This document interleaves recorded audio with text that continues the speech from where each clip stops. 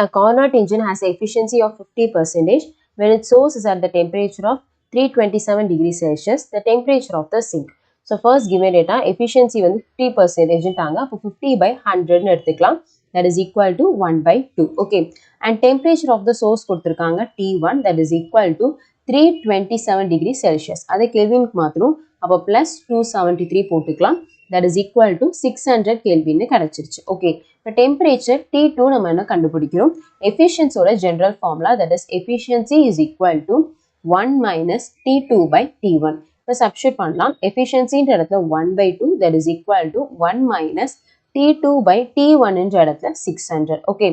So இது opposite கொண்டு போனோம்னா T2 by 600 is equal to 1 minus 1 by 2. Okay.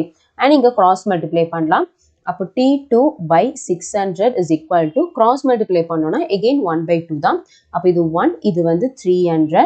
So அப்போ T2 is equal to 300 Kelvin. Okay, but option பாருங்க எல்லாமே செல்சியஸ்ல இருக்கு. அப்போ minus 273 substitute பண்ணலாம்.